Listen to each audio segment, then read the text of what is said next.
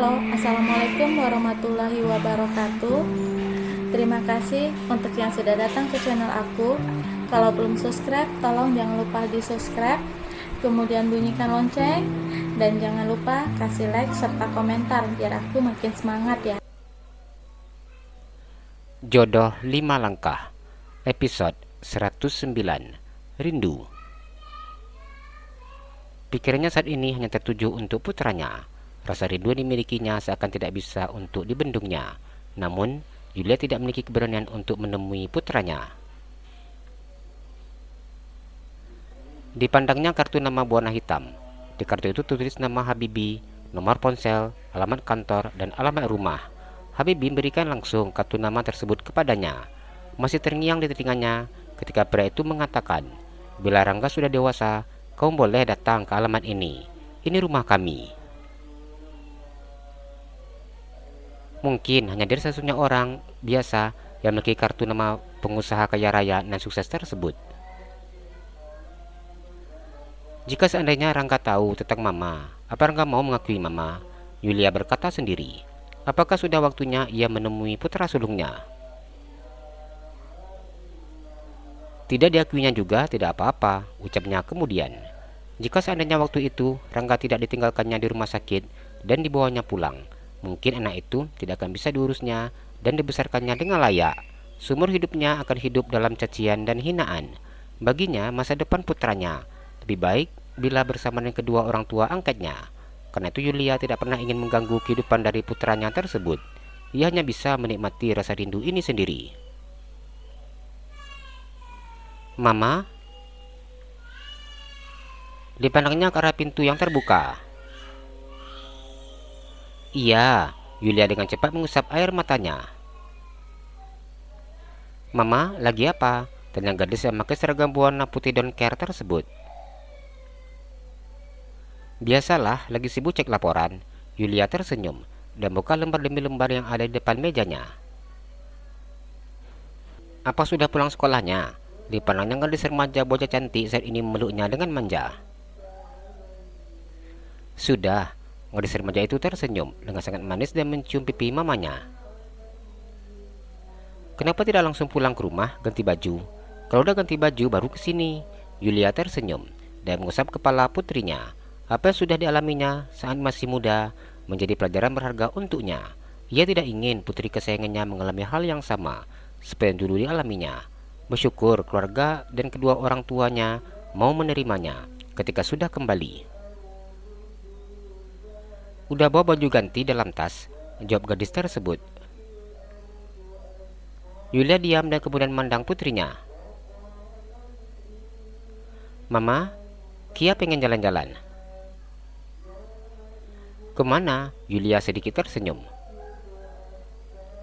"Ke mall." "Ya sudah, nanti setelah kerjaan Mama selesai ya. Mama telepon Papa dulu," ucap Yulia. "Tapi Kia nggak mau sama Papa, Ma. Sama Papa nggak asik. Baru datang sudah ajak pulang." Zaskia memajukan bibirnya. Yulia tertawa ketika mendengar ucapan putrinya. "Ya sudah kalau gitu, kita jalan berdua saja." Setelah bercerai dengan mantan suaminya, Yulia menikah lagi dengan seorang duda yang tidak memiliki anak. Sekarang mereka memiliki satu orang anak perempuan. Ketika pria itu datang melamarnya, Yulia menceritakan semua tentang dirinya di masa lalu. Setelah mendengar apa yang disampaikannya, pria itu mau menerimanya. Hingga sampai saat ini rumah tangga dibinanya begitu sangat bahagia. Apalagi memiliki putri cantik seperti Zaskia. "Ya sudah, ganti dulu baju seragamnya. Apa ada bawa jilbab ganti?" tanya Yulia. "Bawa, Ma. Ini." Zaskia menunjukkan setelan baju jalan serta jilbab yang sudah disiapkannya. Malam ini Safira duduk makan malam bersama dengan keluarga suaminya. Makan siang di rumah orang tuanya dan makan malam di rumah mertuanya. Sungguh rasa nikmat yang luar biasa. "Sayang, kamu harus makan ini." Andro tersenyum dan mengusap kepala Safira. Calon kakek itu masukkan stik daging ke piring menantunya. "Iya, Pi," jawab Safira dengan tersenyum. "Sayurnya juga harus dimakan sayang." Naura tersenyum. Wanita berwajah cantik dan awet muda itu memasukkan sayur ke dalam piring menantunya. "Iya, Mi," jawab Safira. Melihat isi dalam piringnya membuatnya tidak yakin bisa menghabiskannya. "Sayang, buka mulutmu." Vino mengarahkan daging yang sudah dipotongnya ke bibir istrinya. Safira menuruti perintah suaminya dan buka mulutnya. "Mas, ini piring Vira sudah penuh. Terus Mas suapin lagi. Gimana Vira mau makan sendiri?" Safira berkata ketika mengunyah daging dalam mulutnya. Vino memandang piring istrinya dan tersenyum. "Tidak apa-apa sayang," jawabnya. "Kamu hamil anak kembar, jadi makannya harus banyak," Andro mengingatkan menantunya. "Iya, Pi," jawab Safira pasrah. "Apa Vira pengen makan sesuatu?" tanya Naura. "Nggak ada, Mi," jawab Safira.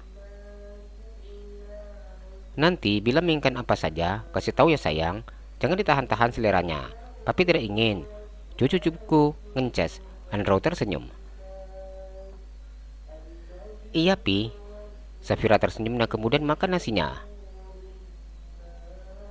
Vino menolak istrinya dengan tersenyum. Pria itu berdoa dan berharap agar saya tidak minta sesuatu yang aneh di tengah malam. Dimakannya nasi serta daging, sayur hingga habis. Walaupun tadi ada rasa ragu ketika akan menghabiskan nasinya, namun ternyata porsi makannya bertambah 2 kali lipat daripada biasanya. Nasi ada dalam piringnya habis tanpa sisa.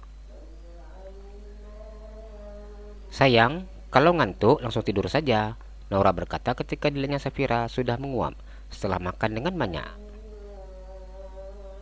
Safira tersenyum nyengir. "Sekarang Vira pengennya tidur terus, Mi," jawabnya dengan malu.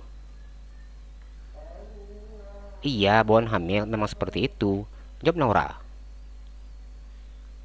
"Iya, Mi," Safira sangat tahu seperti apa bawaan hamil karena miminnya juga mengalami hal yang sama seperti yang dialaminya.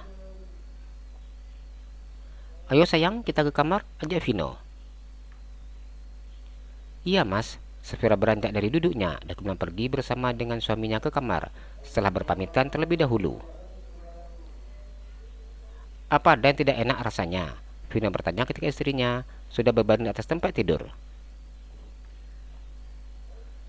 "Iya, Mas. Sekarang pinggang bagian belakang Vira terasa cepat pegal." Safira berbaring dengan miring. "Aku akan memijatnya sayang." Vino tersenyum dan memijatkan pinggang istrinya. "Sayang, apa sudah?" ucapnya.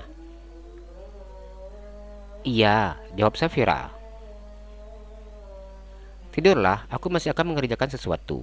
Pria itu tersenyum dan mengusap pipi istrinya. "Tapi Mas jangan pergi ya, di sini saja."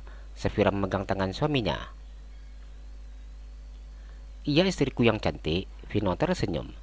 Pria itu tidak pergi meninggalkan kamar dan menyalakan laptop dan kemudian duduk di atas tempat tidur sambil memangku laptopnya.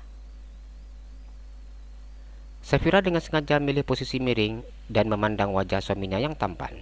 Entah karena bawaan hamil atau memang dirinya yang terlalu mencintai Vino. Sejak dulu hingga sekarang wajah pria itu selalu ingin ditatapnya seperti ini. "Anak-anak, lihatlah Momi, kalian genit sekali." Katanya sudah ngantuk, tapi kerjaannya malah lihat Dedi. Vino tersenyum dan mengusap perut istrinya. Dilihat seperti ini oleh Safira sungguh membuat dirinya grogi. Menatap wajah suami, "Pahala Mas," jawabnya berkilah. Vino tertawa ketika mendengar ucapan istrinya. "Kamu jangan pancing-pancing sayang." "Siapa yang mancing?" Safira memegang sebelah tangan suaminya dan memeluknya. Vino hanya tersenyum ketika istrinya memegang satu tangannya. Kini ia mengerti hanya dengan menggunakan sebelah tangan bagian kanan saja.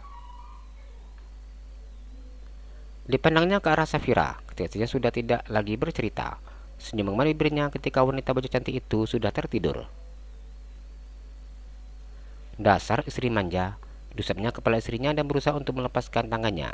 Viranya tersenyum ketika dirinya gagal melepaskan tangannya yang dipegang istrinya dengan erat. Arumi buka pintu kamar Zainab dan tersenyum. Lagi apa? Tanyanya ketika sudah masuk ke dalam kamar. Ini Mi, lagi pelajari tentang perusahaan Bang Rangga. Zainab tersenyum. Apa bisa? Rumi menang ke layar laptop warna putih mulus milik Zainab. Bisa Mi, Zainab menghentikan pekerjaannya. Ia menghentikan pekerjaannya dan meletakkan laptopnya di atas meja. Adek, lagi apa sekarang? Zainab mengusap perut miminya. Lagi tidur mungkin? Arumi tersenyum. Sudah sangat lama Zainab minta adik dan baru terwujud sekarang. Mi, apa boleh Ain ambil kedokteran? Arumi diam mendengar pertanyaan dari Zainab. Jalan-jalan ke Pekanbaru, jangan lupa beli sepatu. Kalau kamu suka channel aku, please subscribe aku. Terima kasih.